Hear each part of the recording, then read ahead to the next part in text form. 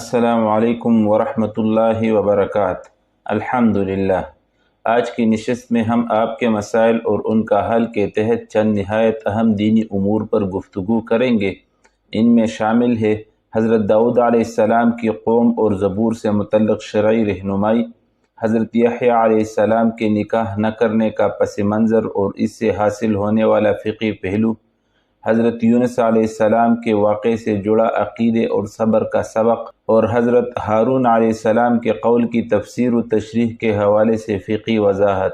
یہ تمام مضامین ہمیں بتاتے ہیں کہ انبیاء کرام کے تذکرے صرف تاریخ نہیں بلکہ شریعت کے اصول، اخلاق اور ایمان کی راہیں ہے۔ آئیے ان مسائل کی روشنی میں اپنے علم اور یقین کو مزید مضبوط کرتے ہیں۔ حضرت داؤد علیہ السلام کی قوم اور زبور۔ سوال: یہودی، عیسائی اور مسلمان قوم تو دنیا میں موجود ہے، آیا حضرت داؤد علیہ السلام کی قوم بھی دنیا میں کہیں موجود ہے؟ اگر ہے تو کہاں؟ اور زبور جو حضرت داؤد علیہ السلام پر نازل ہوئے وہ کسی بھی حالت میں پائی جاتی ہے یا نہیں؟ اگر ہے تو کہاں ہے؟ جواب: حضرت داؤد علیہ السلام کا شمار انبیاء بنی اسرائیل میں ہوتا ہے اور وہ شریعتی تورات کے متبع تھے، اس لیے ان کے وقت کے بنو اسرائیل ہی آپ کی قوم تھے۔ موجودہ بائبل کے عہد نامہ قدیم میں ایک کتاب زبور ہے جسے یہودی داؤد علیہ السلام پر نازل شدہ مانتے ہیں۔ حضرت یحییٰ علیہ السلام شادی شدہ نہیں تھے۔ سوال: میں نے اسلامیات کی کتاب میں پڑھا ہے کہ حضرت یحییٰ علیہ السلام شادی شدہ ہے، جبکہ جنگ بچوں کے صفحہ میں لکھا ہے کہ حضرت یحییٰ علیہ السلام شادی شدہ نہیں ہے۔ کیا یہ سچ ہے کہ حضرت یحییٰ علیہ السلام شادی شدہ نہیں ہے؟ جواب: جی ہاں، حضرت یحییٰ اور حضرت عیسیٰ علیہ السلام دونوں پیغمبروں نے نکاح نہیں کیا۔ حضرت عیسیٰ علیہ السلام تو جب قرب قیامت میں نازل ہوں گے تو نکاح بھی کریں گے اور ان کے اولاد بھی ہوگی، جیسا کہ حدیث پاک میں آیا ہے۔ اس لیے صرف حضرت یحییٰ علیہ السلام ہی ایسے ہیں جنہوں نے شادی نہیں کی، اس لیے قرآن کریم میں ان کو حصور فرمایا گیا ہے۔ اس لیے اگر آپ کی اسلامیات میں حضرت یحییٰ علیہ السلام کا شادی شدہ ہونا لکھا ہے تو غلط ہے۔ سوال: اگر شادی شدہ نہیں ہے تو ان کا ذکر قرآن مجید میں کیوں آیا ہے؟ جواب: قرآن کریم میں تو ان کی شادی نہ کرنے کا ذکر آیا ہے، شادی کرنے کا نہیں۔ حضرت یونس علیہ السلام کے واقعے سے سبق۔ سوال: روزنامہ جنگ کراچی کے جمعہ ایڈیشن اشاعت 10 جون 1995 میں آپ نے کراچی کا المیہ اور اس کا حل کے عنوان سے جو مضمون لکھا ہے، اس سے آپ کی دردمندی اور دلسوزی کا بدرجہ اتم اظہار ہوتا ہے۔ آپ نے سقوطی ڈاکہ کے جانکاہ سانحے کا بھی ذکر کیا ہے اور کراچی کی حالت زار میں بھی بیرونی قوتوں کی سازشوں سے عوام کو آگاہ کیا ہے۔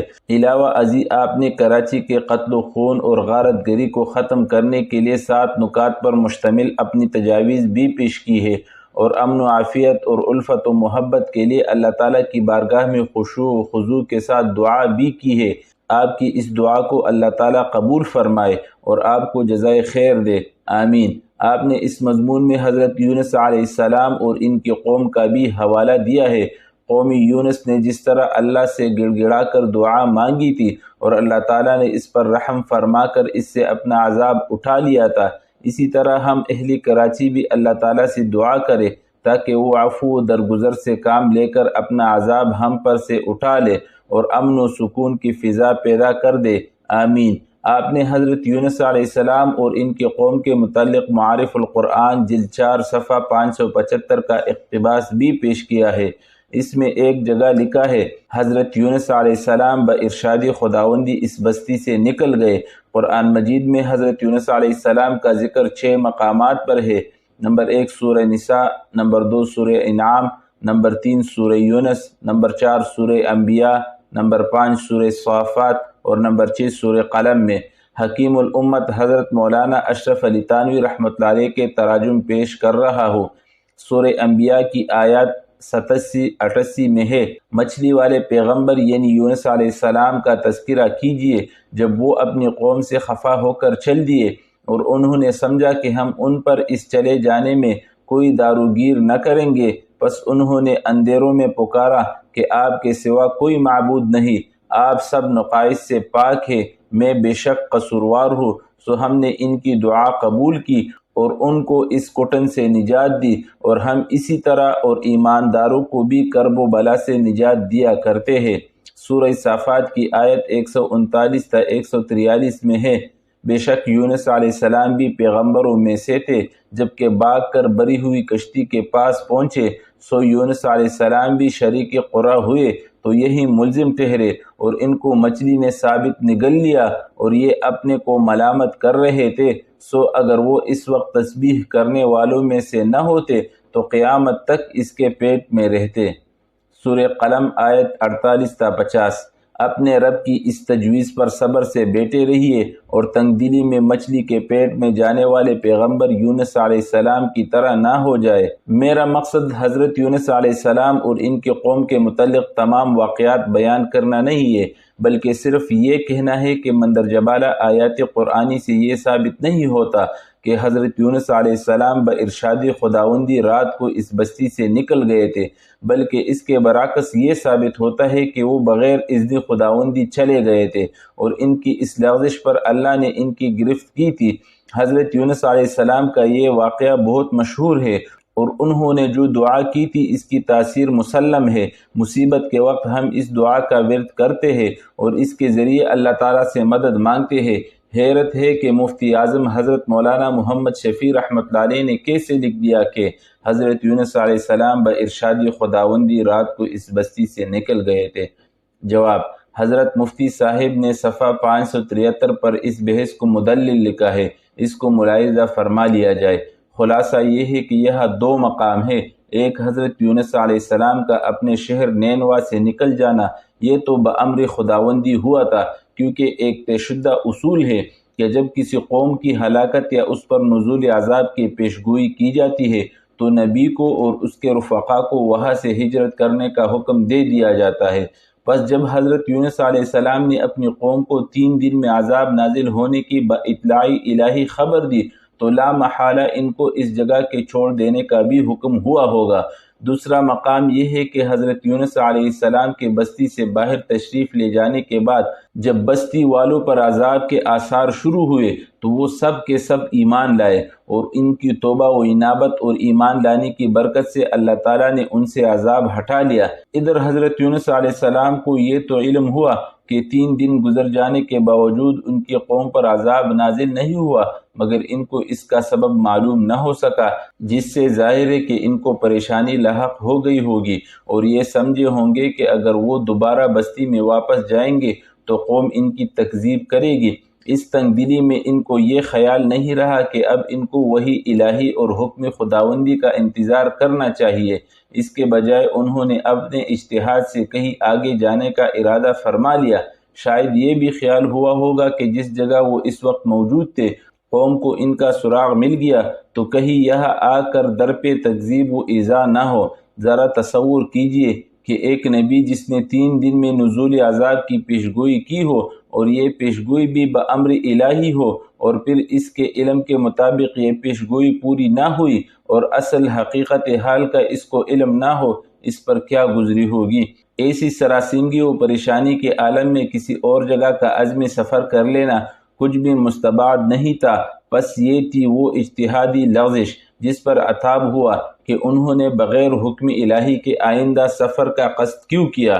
بعد میں جب کشتی کا واقعہ پیش آیا تب ان کو احساس ہوا اور اس پر بارگاہ الہی میں معذرت خواہ ہوئے۔ جن آیات شریفہ کا آپ نے حوالہ دیا ہے وہ اسی دوسرے مقام سے متعلق ہے، اس لیے حضرت مفتی صاحب رحمۃ اللہ علیہ نے مقام اول کے بارے میں جو کچھ لکھا ہے اس کے خلاف نہیں۔ حضرت ہارون علیہ السلام کے قول کی تشریح۔ سوال: ایک مولوی صاحب مسجد میں حضرت موسیٰ علیہ السلام اور حضرت ہارون علیہ السلام کا واقعہ بیان فرما رہے تھے، جس میں حضرت موسیٰ علیہ السلام کی دعا قبول ہوئی اور حضرت ہارون علیہ السلام پیغمبر بنا دیے گئے۔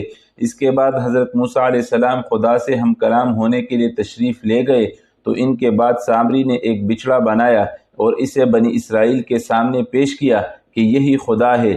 اب بنی اسرائیل میں 2 گروہ پیدا ہو گئے، ایک جو بچڑے کو خدا مانتا تھا اور دوسرا وہ جو اس کی پوجا نہیں کرتا تھا۔ حضرت ہارون علیہ السلام انہیں اس سے باز نہ رکھ سکے، اور جب حضرت موسیٰ علیہ السلام واپس تشریف لائے تو حضرت ہارون علیہ السلام پر ناراض ہوئے کہ تو نے منع کیوں نہ کیا۔ تو حضرت ہارون علیہ السلام نے فرمایا، ترجمہ: اے میری ماں کے بیٹے، نہ پکڑ میری داڑھی اور نہ سر، میں ڈرا کہ تو کہے گا کہ پھوٹ ڈال دی تو نے بنی اسرائیل میں اور یاد نہ رکھا میری بات کو۔ مولوی صاحب نے اس کے بعد لوگوں کو مخاطب کرتے ہوئے فرمایا، لوگو، دیکھا تم نے تفرقہ کتنی بری چیز ہے کہ ایک پیغمبر نے وقتی طور پر شرک کو قبول کر لیا لیکن تفرقے کو قبول نہ کیا۔ کیا مولوی صاحب کی یہ تشریح صحیح ہے؟ جواب: مولوی صاحب نے حضرت ہارون علیہ السلام کے ارشاد کا صحیح مدعا نہیں سمجھا، اس لیے نتیجہ بھی صحیح اخذ نہیں کیا۔ حضرت ہارون علیہ السلام کا توقف کرنا اور گوسالہ پرستوں کے خلاف کوئی کارروائی نہ کرنا حضرت موسیٰ علیہ السلام کے انتظار میں تھا۔ موسیٰ علیہ السلام کوہ طور پر جاتے وقت ان کو نصیحت کر گئے تھے کہ قوم کو متفق اور متحد رکھنا اور کسی ایسی بات سے احتراز کرنا جو قوم میں تفرقے کا موجب ہو۔ حضرت ہارون علیہ السلام کو توقع تھی کہ حضرت موسیٰ علیہ السلام کی واپسی پر قوم کی اصلاح ہو جائے گی، اور اگر ان کی غیر حاضری میں ان لوگوں سے قتل و قتال یا مقاطعہ کی کارروائی کی گئی تو کہیں ایسا نہ ہو کہ ان کی اصلاح ناممکن ہو جائے، کیونکہ وہ لوگ بھی کہہ چکے تھے کہ موسیٰ علیہ السلام کی واپسی تک ہم اس سے باز نہیں آئیں گے۔ اس لیے حضرت ہارون علیہ السلام نے حضرت موسیٰ علیہ السلام کی واپسی تک ان لوگوں کے خلاف کوئی کارروائی کرنا مناسب نہ سمجھا، بلکہ صرف زبانی فہمائش پر اکتفا کیا۔ حضرت مولانا مفتی محمد شفیع صاحب رحمۃ اللہ علیہ معارف القرآن میں لکھتے ہیں، اس واقعے میں حضرت موسیٰ علیہ السلام کی رائے از روی اجتہاد یہ تھی کہ اس حالت میں حضرت ہارون علیہ السلام اور ان کے ساتھیوں کو اس مشرک قوم کے ساتھ نہیں رہنا چاہیے تھا، ان کو چھوڑ کر موسیٰ علیہ السلام کے پاس آ جاتے، جس سے ان کے عمل میں مکمل بیزاری کا اظہار ہو جاتا۔ حضرت ہارون علیہ السلام کی رائے از روی اجتہاد یہ تھی کہ اگر ایسا کیا گیا تو ہمیشہ کے لیے بنی اسرائیل کے ٹکڑے ہو جائیں گے اور تفرقہ قائم ہو جائے گا، اور چونکہ ان کی اصلاح کا یہ احتمال موجود تھا کہ حضرت موسیٰ علیہ السلام کی واپسی کے بعد ان کے اثر سے یہ سب پھر ایمان اور توحید کی طرف لوٹ آوے، اس لیے کچھ دنوں کے لیے ان کے ساتھ مساہلت اور مساکنت کو ان کی اصلاح کی توقع تک گوارا کیا جائے۔ دونوں کا مقصد اللہ تعالیٰ کے احکام کی تعمیل، ایمان و توحید پر لوگوں کو قائم کرنا تھا، مگر ایک نے مفارقت اور مقاطعہ کو اس کی تدبیر سمجھا، دوسرے نے اصلاحی حال کی امید تک ان کے ساتھ مساہلت اور نرمی کے معاملہ کو اس مقصد کے لیے نافع سمجھا۔ جلد 6 صفحہ 142۔ الحمدللہ، آج ہم نے انبیاء کرام علیہم السلام کے تذکروں کے ذریعے کئی اہم شرعی و عقیدتی مسائل کو سمجھنے کی کوشش کی۔ یہ بات ہمیشہ یاد رکھیے کہ انبیاء کی سیرت ہمیں نہ صرف ایمان بلکہ فہم دین بھی عطا کرتی ہے۔ اللہ تعالی ہمیں علم نافع، فہم قرآن اور اپنے دین پر استقامت عطا فرمائے۔ اگر آپ کو یہ علمی گفتگو پسند آئی ہو تو لائک، شیئر اور سبسکرائب ضرور کیجیے تاکہ علم دین کی یہ روشنی دوسروں تک بھی پہنچے۔ ترجمان الکتاب، قرآن و سنت کی روشنی ہر دل تک۔ جزاکم اللہ خیرہ، والسلام علیکم ورحمۃ اللہ وبرکاتہ۔